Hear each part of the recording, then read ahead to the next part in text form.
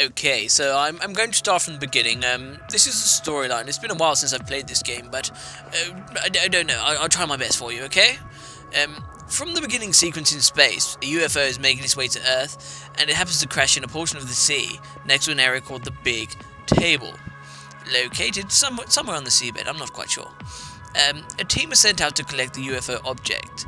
Things go slightly wrong from here, and the ERS, the Emergency Rescue Services, are dispatched to rescue an important doctor that will get everything back into order for you. The ERS team leader is John Mayer.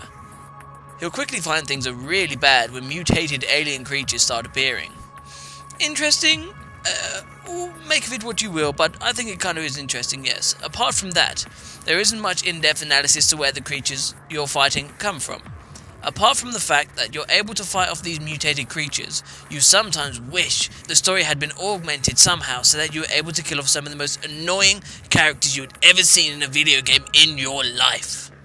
Maybe that's a little harsh, but play the game yourself and understand what I mean. Oh, there's no problem with my CFOX system. No accident should have occurred. Oh! Okay, onto the gameplay. Now, this takes its inspiration from the Resident Evil series. It's obvious when you first control Mayer that it's a Resident Evil clone, from the pre-rendered visuals to controlling the character. But, somewhat, Deep Fear has an inferior control system to Resident Evil. The controls feel a little stiff, so there isn't anything new to add to the genre when it comes to the mechanics of Deep Fear. You use the right shoulder button to aim your weapon and press the A button to fire. You can run, you can also aim and run at the same time.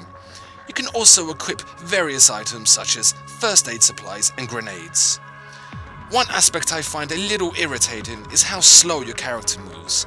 Deep Fear would have benefited from a faster engine, but you quickly get past this when you spend a few hours with the game. You also find a lot of trekking back and forth to the same areas on the base, which kind of takes its toll on the pacing, but it isn't terrible. Unlike Resident Evil, there isn't much in the way of puzzles, mostly finding car keys to get you through the next area.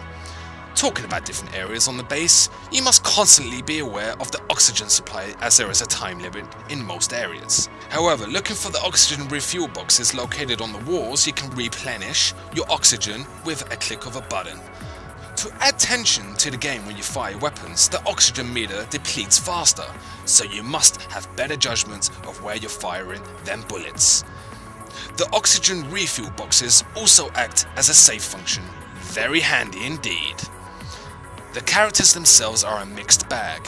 You got mutated humanoid aliens, which are rather slow and easy to kill. They'll try leap onto you when at close range, but there are a few moments in the game that gave me a jump. But I won't ruin that for you. So, graphically you have the typical Resident Evil setup. Pre-rendered backgrounds with polygonal playable characters and a handful of nicely rendered FMV scenes. I got to admit, I always liked the visuals in Deep Fear. I never had any complaints with the fixed camera angles, although sometimes it would be hard to judge whether an enemy would be off-screen or not.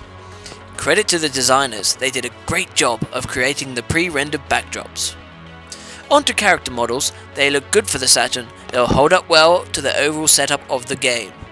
If you're a fan of the old school survival horror genre, you'll do well checking this title out.